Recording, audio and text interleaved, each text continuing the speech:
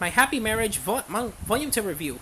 All Mio Saimura has ever known is fear, pain, and hopelessness due to being raised by a cruel stepmother and half sister who saw her as less than worthless, and a father who seems to always turn a blind eye to it at all.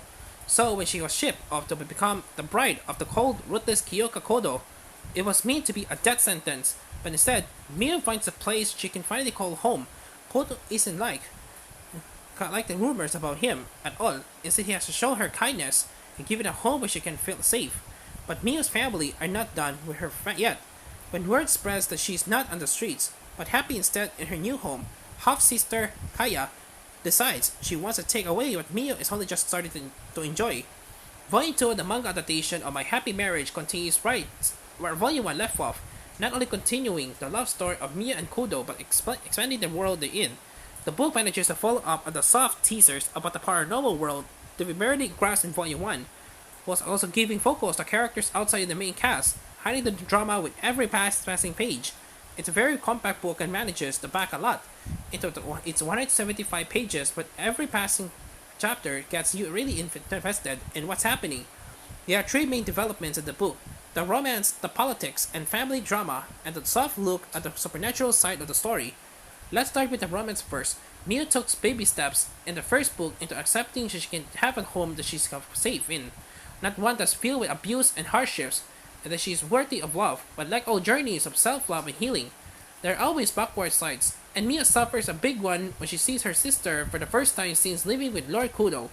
During the artwork and darkening of the text, we really feel Mia's pain and how the abuse has really been drilled into her very soul, making her believe that the treatment she received before is all she's worthy of. We know that what she's not, that happiness is within her grasp, but as anyone who's struggled with depression or lack of self-worth can agree, knowing and feeling are very different things, often worlds apart. Even later in the book, when she starts to crawl out of the dark pit again, there's always an understandable doubling of her emotions, like the first book. Kudo continues to be high-grade husband material, incredibly patient and kind when it comes to Mio's fragile state. He even uses his high power and status to help her, including telling her family where to go in no uncertain terms. It's a great power move that normally comes much later in the series stories, so the fact that Kudo isn't afraid to play that card now shows how serious he's about his relationship. In the coming volumes, however, it'll be great if we can get to see Kudo's more vulnerable side as well. There's been a lot of talk of Kudo being a shoulder for Mio to cry on. In this stage of the relationship, it's a right call, but once Mio starts to feel more like his equal, it'll be wonderful to get a better balance of Kudo learning more on Mio for emotional supports too. Next, we have an expansion of the cast, as well as a deeper look into the political personal dramas that come with supernatural families all trying to marry upwards in life.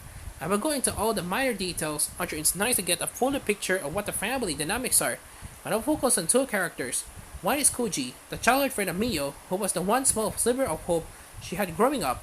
Now he is her sister's fiancé, and from his point of view, we get to learn not only what his father is plotting, but also Koji's own dark side. In the book, he calls himself a nice guy, which would be a red flag to anyone who knows what that really means. The book deconstructs his character as his unwillingness to push back against the abuse Mio's received, or offer any comfort outside the hollow words, which have done nothing but make Mio miserable and land him in the situation he's in now. You almost feel sorry for him, but the story reveals a much more sinister side to his nice guy actions, because like everyone else, despite him not thinking so, he sees Mio as a possession, something for him to fix and eventually own on one way or another. It's been interesting if the story attempts the love triangle and how they can deconstruct his character type further down in the line. Here we have Kaya, the evil half-sister who played a large role in making Mio's life miserable. It doesn't seem to want to let her even have a sliver of happiness, even though they don't live in the same house anymore. There's a fascinating chapter where it's revealed briefly that Kaya, like Mio, also received abuse from her parents, but in a different way. She was made to think that should never make a mistake and must always be better than that thing. Dehumanizing language used toward Mio. So Kaya's state of mind is explained. Her mother has drilled his concept, a perfection of bullying thing so far into Kaya, that she cannot live outside of what Mio is and is in everything. Is a bit better than Mio, and therefore Kaya has no identity of her own. She kicks up some incredibility cruel plans in the later half of the book, It'll be really interesting to see what becomes of her, as Mio drifts further from her, while Kaya learned to break away from the toxic thinking she's been doing her whole life. But will she, ironically, live in her sister's shadow forever?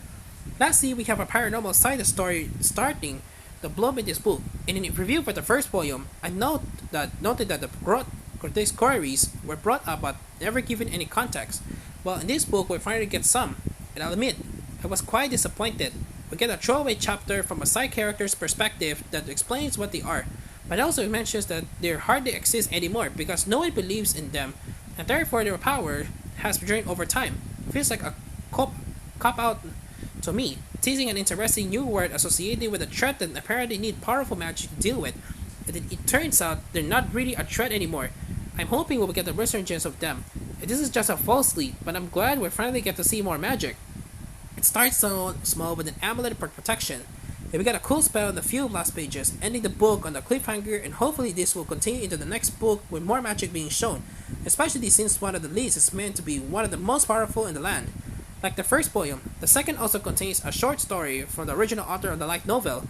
This time, a story from the point of view of Kudo's right-hand man, Yoshito Kudo, set during a character-driven scene where Miyu and Kudo have him around for dinner.